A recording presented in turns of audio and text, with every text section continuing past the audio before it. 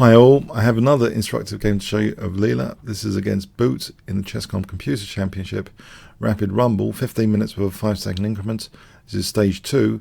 The first four ply given for half moves are these moves. D5, slightly unusual. D5 here. Black could have, of course, taken here, and we have potential for a Smith-Morra gambit with C3 here, but no.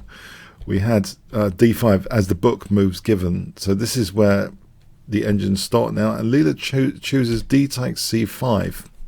This does grab a pawn and is a very interesting move. In chess-based live book, bishop F4 seems popular though. For example, like this, it looks a little bit like a reverse Albin counter gambit to me. So knight C3 here for knight B5 to C7 is potentially dangerous. So say A6. Black should be okay here.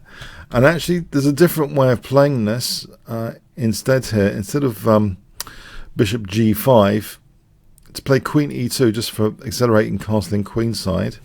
And say G6, then castling queenside. This position isn't entirely bad, but it's not. It's a bit double-edged, shall we say. Black technically has the advantage. So anyway, Leela's choice is very solid by contrast. So knight f6 was played here. It's pointless to play a check because d5 is going to be hanging anyway at the end of this.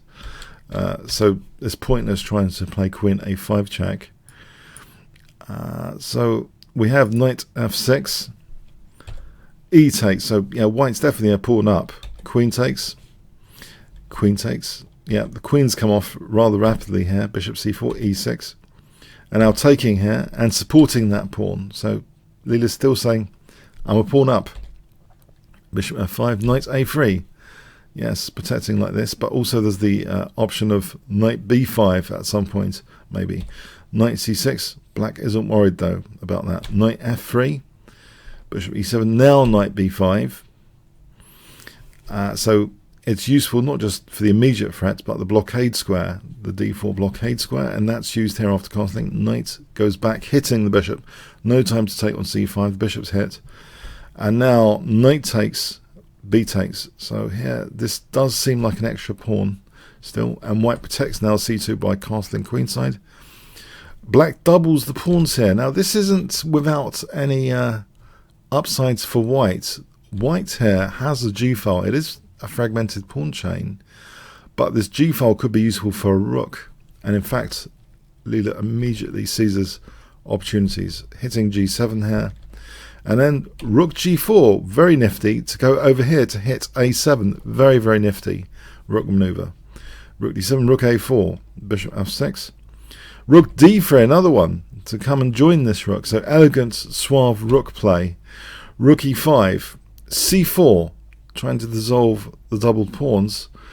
Rook f5. D takes c4 doesn't really help black. This is not very nice for black.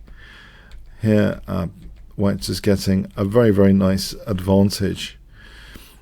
So we have rook f5, c takes. Now perhaps rook d takes d5 is an option here. For example, this line shows that black isn't doing that badly. It seems maybe it's possible to hold this, perhaps. But c takes d5 was played. Bishop d2, rook c7, b4, bishop h4, hitting f2. That's protected. Rook g5, infiltration time. King c2, getting away from any pin. King b7. The rook's double. King b8, protecting that a7 again. Rook e3, rook f5, rook d3, bishop g5, rook a6. Now rook e7. Now something is really interesting here. The thing is about this position, instead of rook e7, it's difficult. If h5, then bishop c3 is strong with the idea of bishop d4 sometimes. But let's have a look at a concrete variation here. Rook d6. And yeah, d5 is very loose. That's the big issue there. d5 pawn is weak here. So we have this rook e7, bishop c3. it was possible just to protect the bishop, but Leela's continuation is much more aggressive with the king here. It's super aggressive with the king by contrast. Bishop c3, as we'll see, check. So Leela sacrifices one of the double pawns, and in fact now sacrifices another pawn. So instead of being a pawn up, is now a pawn down. But look at this marvellous king and the two connected passed pawns here potentially. So this is quality over quantity. There's a blockade anyway on that pawn, and rook d6 is also on the cards, but the immediate thing is bishop e5 check, which black parries. If black doesn't parry bishop e5 check, let's say h5, then bishop e5 check, this position with c6 check is stunning, because after here bishop d4 threatens b5 checkmate. So say h4, that's checkmate, and if black has to play this check, this position is desperate. Any king b5, there's c7 queening, so this is a desperate move. White's just winning this if that's the best that black can do here, because king a4 and b5 is on the cards basically. The king's kind of cornered there. Here we get the same thing with b5 checkmate. So yeah, it's just hopeless, this position. That's immune because of c7.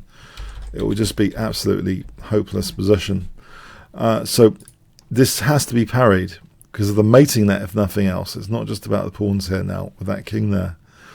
So f6, king b5, rook f4, bishop e3, and now white's pawn structure gets much better after this. Yeah, to protect the pawn, for example, like that. So the pawn is taken out of the firing line. But look at white's pawns here and king. They're absolutely menacing quality-wise. d4 is pointless. The rook just goes behind it, terrestrial. So this position, yeah, quality over quantity, it seems.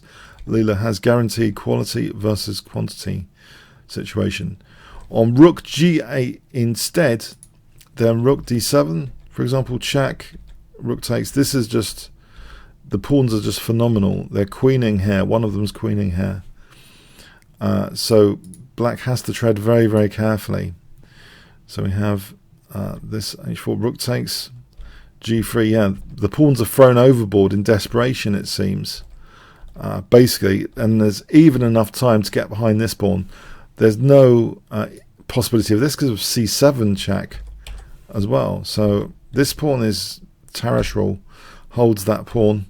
Now Leela is just absolutely winning this position, of course. So that was threatening mate as well, by the way. So that's like mating after rook g8. So yeah, it's just an absolutely winning rook and pawn ending. But there's quite a few moves. I'm just going to fast forward through them actually. But Leela did some great work earlier, I believe. The double pawn sacrifice, I think, was the major point of instructiveness for me of this game. Doing the double pawn sacrifice to really activate the king aggressively, and white's just had the better quality pieces all round. So this game carries on. I'll just fast forward this. Yeah, it carries on quite a bit. Yeah. Oh, hang on. We had an instant there, didn't we? So yeah, okay. Yeah, Leela gives up 2 pawns, but the G pawn's winning now anyway. It's just absolutely, yeah, rook f8 is happening after Leela messes around with her king. Okay, trolling, and then coming in for the checkmate. Okay, so I thought that was pretty instructive from the opening actually. Leela avoids the potentially double-edged stuff which people seem to play, like bishop f4 to get a kind of reverse Albin counter gambit. Instead, that solid pawn up was made to count by really dynamically, sacrificing a couple of pawns to get the king up there, herding potentially the pawns, or a mating net. And so that shows actually, that is an attribute I'm starting to see. When Leela's a pawn up and you think the pawns have got no potential, she kind of proves the potential because things happen in other parts of the board, it seems. She makes things happen in other parts of the board, kind of distracting the opponent's resources away, and those pawns suddenly, the gravitational pull increases, and that's happened in some other games as well. Anyway, I hope you got something from this. Comments, questions, likes, shares appreciated. Thanks very much.